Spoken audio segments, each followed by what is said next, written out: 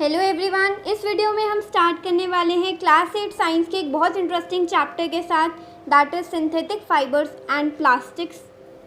Chapter को start करने से पहले हमें दो टर्म्स का मतलब पता होना चाहिए। सबसे पहले टर्म है फाइबर। फाइबर का मतलब होता है थ्रेड या फिर रेशा, और जब ये फाइबर्स आपस में मिल जाते हैं तब ये बनाते हैं फैब्रिक, जिसके हम कपड़े पहनते हैं।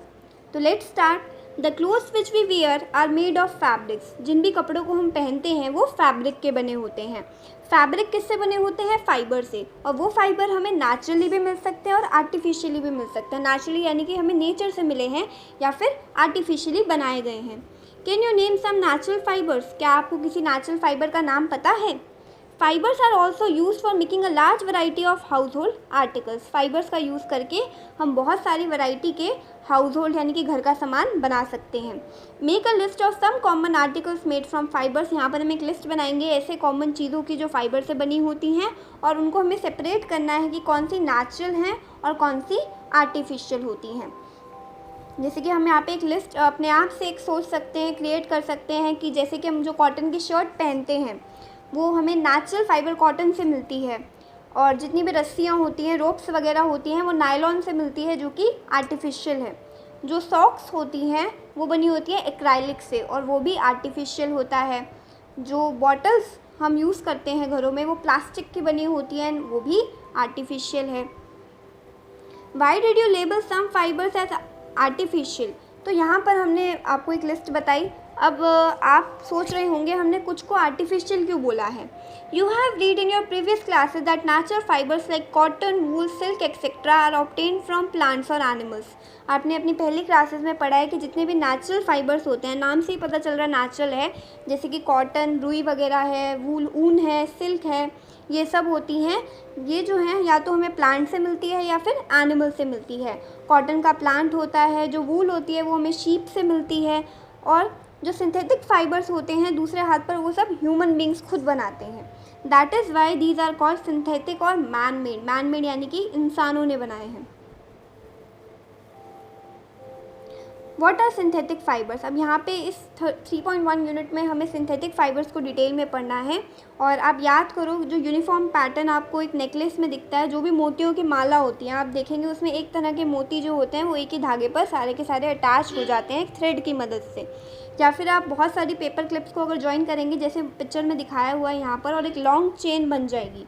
ठीक है, दोनों के बीच में कोई सिमिलैरिटी है ये आपको बतानी है। यहाँ पर आपको बीड्स दिख रही हैं, छोटे छोटे मोती, और सेकंड पिक्चर में आपको पेपर क्लिप्स दिख रही हैं जिनको जोड़ कर एक लंबी चेन बनाई है। अ synthetic fibre is also chain of small unit join together. ऐसे ही एक सिंथेटिक फाइबर होता है। सिंथेटिक फाइबर में हम छोटी छोटी टुकड़ों को आपस में जॉइन कर देते हैं। हर स्मॉल यूनिट एक केमिकल सब्सटेंस है। Many such small units combine to form a large single unit called polymer. ऐसे छोटे छोटे मिलकर जब ये टुकड़े मिल जाते हैं तो एक बड़ी यूनिट बना लेते हैं जिसको बोलते हैं पॉलीमर। पॉलीमर का वर्ड का जो मतलब है वो है पॉली। पॉली का मतलब होता है बहुत सारी, मैनी, और मर का मतलब होता है यूनिट्स। बहुत सारे टुकड़ों से मिलकर जब कोई एक बड़ी चीज़ बनती है। अब जो वो छोटी छोटी चीज़ें हैं जिन टुकड़ों की मैं बात कर रही हूँ उनको बोलते हैं मोनोमर। अब ये जो पॉलीमर होते हैं ये बहुत सारे यूनिट्स आपस में रिपीट है। जैसे कि मोतियों की माला में हम देख सकते हैं ये एक पॉलीमर दिखाया गया है जो बहुत सारे छोटे छोटे मोतियों यानी कि मोनोमर से बना है।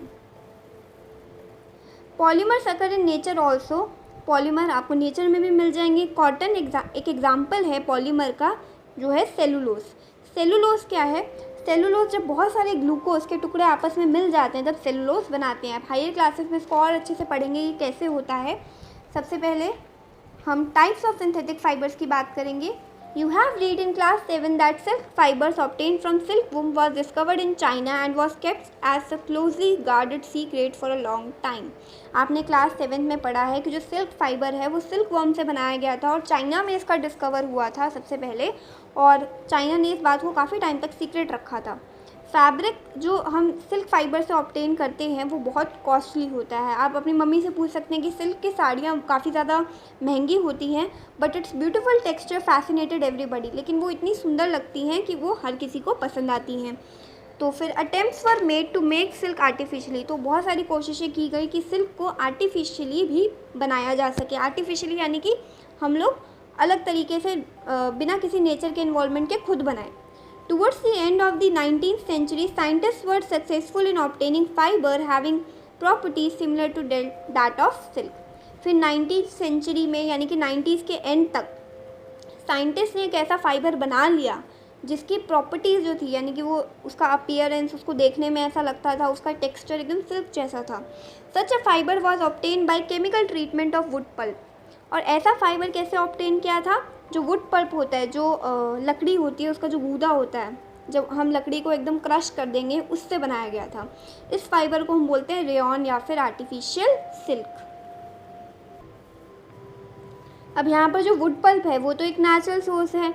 भले ही रेयॉन को हमने एक नेचुरल सोर्स से बनाया है, वुड पल्प से, लेकिन फिर भी इसको मैन मेड फाइबर कहा जाता है क्योंकि वुड पल्प खुद नहीं देती है रेयॉन. हमने उसमें अपना इन्वॉल्वमेंट किया है, यानी कि ह्यूमंस का इन्वॉल्वमेंट था वुड पल्प से उसको रेयॉन बनाने में. और रेयॉन एक एग्जाम्पल है आर्टिफिशियल सिल्क का. It is cheaper than silk and can be woven like silk fibres. आप इसको सिल्क फाइबर्स की तरह ही सिल सकते हो और ये सिल्क से थोड़ा सा सस्ता है. It can B also be died in variety of colours. आप उसको डाई में डाल के अलग अलग कलर्स दे सकते हो, काफ़ी सस्ता रहता है. Rayon is mix with cotton to make bedsheet और mix with wool to make carpets. अब जब इस रेयॉन को, इस आर्टिफिशियल सिल्क को अगर आप कॉटन के साथ बना दोगे तो इसका यूज़ बेडशीट बनाने में होता है, और अगर हम इसको वूल के साथ बना लेंगे तो एक, जैसे आपको दिखाया गया है, कारपेट बनाने में इसका यूज़ किया जाता है. Now we will talk about nylon. Nylon is another man made fibre. Nylon भी एक मैन मेड फाइबर है, यानी कि आर्टिफिशियल फाइबर है, हम इंसानों ने ही बनाए हैं. इन 1931 it was made without using any natural raw material from plant और एनिमल. सबसे पहले इसको 1931 में बनाया गया था बिना किसी नेचुरल रॉ मटेरियल के, यानी कि किसी भी तरह का जो कच्चा सामान है वो हमने नेचर से नहीं लिया, ना किसी प्लांट से, ना किसी एनिमल से. इसको हमने कोयले से, वाटर से और एयर से बनाया था.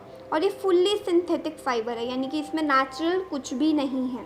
Nylon fibre was strong, elastic and light. जो नायलॉन का फाइबर होता है वो काफ़ी ज़्यादा स्ट्रॉन्ग होते हैं. नायलॉन के धागे बहुत स्ट्रॉन्ग होते हैं, आराम से खिंच जाते हैं, इलास्टिक होते हैं और काफ़ी हल्के होते हैं. It was lustrous and easy to wash. जब आप इन्हें देखेंगे तो आपको ये थोड़े से इनमें थोड़ी चमक होती है और इनको धोना भी काफ़ी आसान होता है. तो it became very popular for making clothes. तो इसीलिए इसको कपड़े बनाने के लिए काफ़ी पॉपुलर माना जाता है. We use many articles made from nylon. हम काफ़ी सारे ऐसी चीज़ों का यूज़ करते हैं जो नायलॉन से बनी होती हैं. नायलॉन की सॉक्स होती हैं, रस्सियाँ होती हैं, टेंट होते हैं, टूथब्रश होते हैं, कार की सीट बेल्ट में नायलॉन यूज़ होता है, स्लीपिंग बैग्स में नायलॉन यूज़ होता है, जो हम घर में पर्दे लगाते हैं वो नायलॉन के, जैसे आप फिगर 3.3 में देख सकते हैं. Is nylon fiber really so strong that we can make nylon parachutes and ropes for rock climbing? क्या नायलॉन का फाइबर इतना ज़्यादा स्ट्रॉन्ग है कि क्या हम इससे पैराशूट और रोप्स बना सकते हैं क्लाइंबिंग के लिए? यस, ये इतना ही स्ट्रॉन्ग है. It is also use for making parachutes and ropes for rock climbing. जैसे कि आप फिगर 3.4 में देख सकते हैं, रॉक क्लाइंबिंग में जितनी भी रस्सियाँ यूज़ की जाती हैं वो नायलॉन की बनी होती हैं. पैराशूट भी नायलॉन का बना होता है, यानी कि आप समझ सकते हैं कितना स्ट्रॉन्ग है. एक नायलॉन का थ्रेड जो है वो स्टील वायर से भी ज़्यादा स्ट्रॉन्ग होता है. Isn't amazing? अब एक्टिविटी 3.1 हम देखेंगे. Take an iron stand with a clamp. हमने क्या लेना है? एक आयरन का, एक लोहे का स्टैंड लेना है, उसमें क्लैम्प लगा देना है, जैसे आप फिगर में देख सकते हैं. ये जो क्लैम्प है. Take a cotton thread of about 60 centimetre length. हमें कॉटन का धागा ले लेना है और उसकी लेंथ माप लेनी है 60 सेंटीमीटर, और उसको क्लैम्प से ऐसे बांध देना है कि हम जो है इससे कुछ भी अटैच करके वो फ्रीली लटका सकें. At the free end suspend a pan so that weight can be placed in it. हमने क्या करा? इस क्लैम्प के नीचे एक पैन, एक तवा जैसा कुछ लटका दिया और उसके अंदर हम वेट रखेंगे, यानी कि कुछ मटेरियल रखेंगे जिसका कोई भार हो. Add weight 1 by 1 till the thread breaks. हमें क्या करना है? जब तक वो धागा टूट नहीं जाता है, हमें वज़न डालते जाना है उस पैन के अंदर. Note down the total weight required to break the thread. हमें ये नोट करना है कि हमने जो मैक्सिमम वेट डाला था वो कितना था जब थ्रेड टूट गया. This weight indicates the strength of the fibre. और यही वेट बताता है कि फाइबर में कितनी ताकत है. Repeat the same activity with threads of wool, polyester, silk and nylon. आप ये एक्टिविटी कर सकते हैं ऊन के साथ, पॉलिएस्टर के साथ, सिल्क के साथ, नायलॉन के साथ, और फिर जितना भी डेटा है उसको टेबल में लगा देना है। Arrange the threads in order of their increasing strength, फिर स्ट्रेंथ के हिसाब से आप इनके ऑर्डर को इंक्रीज़ कर सकते हैं। जैसे मैंने बताया, nylon will be very strong in this case. You may use a hook or a nail on the wall for hanging the fibers and a polythene bag at the other end. In place of weights, you may use marbles or pebbles of similar size. आप एक कील पर आप hanging कर सकते हो इन fibres की, और पॉलीथीन बैग दूसरे एंड पर लगा सकते हो, और उस पॉलीथीन बैग में आप मार्बल वगैरह डालकर भी इसी एक्टिविटी को परफॉर्म कर सकते हो। आपको ये ध्यान रखना है इस एक्टिविटी को परफॉर्म करते टाइम कि जितने भी धागे हैं उनकी लेंथ सेम रखनी है और उनकी थिकनेस सेम रखनी है, ताकि आपको असल में पता लग सके कि कौन सा कितना ज़्यादा स्ट्रॉन्ग है। Next we will talk about polyester and acrylic. Polyester भी एक और सिंथेटिक फाइबर होता है। फैब्रिक जो इस पॉलीएस्टर फाइबर से बना होता है वो जल्दी उसमें सिलवटें नहीं आती, वो उतना ही ज़्यादा कड़क रहता है और उसको धोना काफ़ी ज़्यादा आसान होता है। तो ये बहुत सूटेबल रहता है ड्रेस मटेरियल को बनाने के लिए। जो ड्रेस मटेरियल होता है, जो एकदम कड़क ड्रेस मटेरियल होता है, उसको बनाने के लिए पॉलीएस्टर का यूज़ किया जाता है। You must have seen people wearing polyester shirts and other dresses. आपने लोगों को देखा होगा कि वो पॉलीएस्टर की शर्ट्स पहनते हैं या बाकी ड्रेसेस भी पहनते हैं। Terylene is also a popular polyester. Polyester का एग्जाम्पल है टेराइलिन, जो काफ़ी पॉपुलर है। It can be drawn into very thin fibres that can be woven like any other yarn. जैसे हम बाकी किसी चीज़ को बुनते हैं, ऐसे ही हम टेराइलिन को भी बुन सकते हैं। यहाँ पे पहेली एक बात कहती है कि my mother always buys PET bottles and PET jars for storing rice and sugar, I wonder what PET is. पहेली कहती है कि मेरी मदर जो है वो पेट की बॉटल या पेट के जार्स लेती हैं चावल और चीनी को स्टोर करने के लिए। अब उसको समझ नहीं आ रहा है पेट क्या चीज़ है, जिसे हम अभी पढ़ते हैं। जो पेट है उसकी फुल फॉर्म है P for poly, E for ethylene और T फॉर टेरीपेथैलेट। ये बहुत फेमिलियर फॉर्म है पॉलीएस्टर का, काफ़ी फेमस है। इसका यूज़ करके हम बॉटल्स बनाए जाते हैं। आप किसी भी बॉटल पे देख सकते हैं आराम से इस वर्ड को, पेट लिखा होता है। बर्तन बना सकते हैं, जो फिल्म होती है जो कैमरे में लगती है, वायर्स और बहुत सारी यूज़फुल प्रोडक्ट्स। आपको पॉलीएस्टर से बनी चीज़ों की एक लिस्ट बनानी है जो आप अपने आसपास देख सकते हैं। अब हम येलो बॉक्स को पढ़ेंगे, पॉलीएस्टर। जब किसी वर्ड का मतलब समझ ना आए तो उसको तोड़ दो। पॉली मीन्स बहुत सारे, ester is actually made up of the repeating units of a chemical substance called ester। जब ईस्टर की बहुत सारी टुकड़ों को मैं साथ में जोड़ दूंगी तो पॉलीएस्टर बन जाएगा। Esters are the chemicals which give fruits like smell. Esters जो होता है वो एक ऐसा केमिकल है जिसमें फ्रूटी स्मेल आती है। जैसे कि फ्रूट में स्मेल आती है, फ्रूट जेली में स्मेल आती है, वैसे ही एस्टर में से स्मेल आती है। Fabrics are sold by names like polycot, polywool, terrycot. हमने पॉलीकॉट, पॉलीवूल और टेरिकॉट के नाम से काफ़ी सारे फैब्रिक्स को मार्केट में बिकते हुए देखा है। जैसे इनका नाम है, ये दो तरह के फाइबर्स को मिक्स करके बना है। पॉलीकॉट जो है वो मिक्सचर होता है पॉलीएस्टर और कॉटन का। पॉलीएस्टर से हमने पॉली ले लिया और कॉटन से हमने कॉट ले लिया, तो पॉलीकॉट, पॉलीवूल यानी कि पॉलीएस्टर और वूल से मिलकर बना। We wear sweaters and use shawls और ब्लैंकेट्स इन द विंटर। हम स्वेटर पहनते हैं विंटर में, शॉल्स वगैरह होते हैं, ब्लैंकेट्स लेते हैं। ये जो चीज़ें होती हैं वो नेचुरल वूल से एक्चुअली नहीं बनी होती हैं, ये वूल के जैसे दिखती हैं, लेकिन ये एक और टाइप के सिंथेटिक मटेरियल से बनी होती है जिसे बोला जाता है एक्राइलिक। यानी कि दिखता तो कुछ वूल जैसा है लेकिन वूल नहीं है। The wool obtain from natural sources is quite expensive. अब अगर मैं वूल शीप से निकालने जाऊँगी तो वो काफ़ी ज़्यादा महंगा पड़ जाता है। वेरियस जो एक्राइलिक से बने क्लोथ्स होते हैं वो थोड़े से सस्ते होते हैं। आप इनको अलग अलग कलर्स में देख सकते हैं। Synthetic fibres are more durable and affordable which makes them more popular than natural fibres. अब सिंथेटिक फाइबर्स की इतनी मांग क्यों है? लोग नेचुरल फाइबर को ही यूज़ क्यों नहीं कर लेते? एक्चुअली में जो सिंथेटिक फाइबर्स होते हैं ना, वो नेचुरल फाइबर के मुकाबले थोड़े से सस्ते होते हैं और हर कोई उन्हें खरीद पाता है, और ये ज़्यादा टिकाऊ होते हैं, जल्दी फटते नहीं हैं, कोई दिक्कत नहीं आती इनमें। You have already performed an activity of burning natural and synthetic fibers। Class 7th में आपने एक एक्टिविटी परफॉर्म की होगी जिसमें आप नेचुरल और सिंथेटिक फाइबर्स को बर्न करते हैं। आप उस एक्टिविटी में क्या देखते हैं? यहाँ पर हम उस एक्टिविटी को दोबारा से सोचने की कोशिश कर रहे हैं।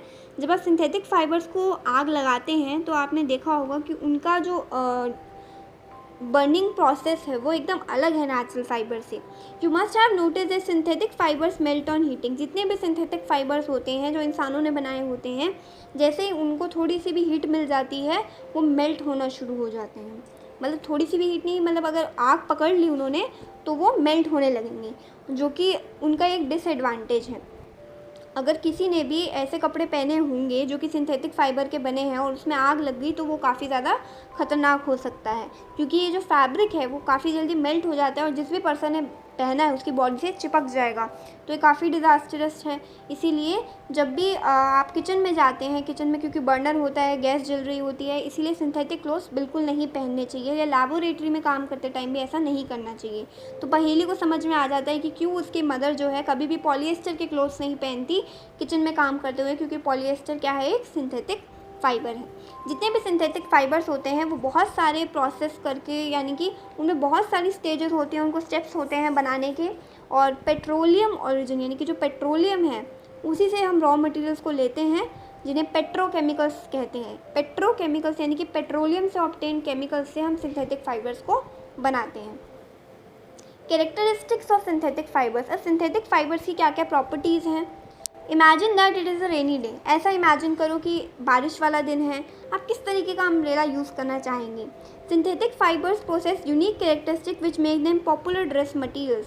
सिंथेटिक फाइबर में कुछ ऐसी यूनिक प्रॉपर्टीज़ हैं जिससे हम अलग अलग तरह के ड्रेस मटीरियल बना सकते हैं।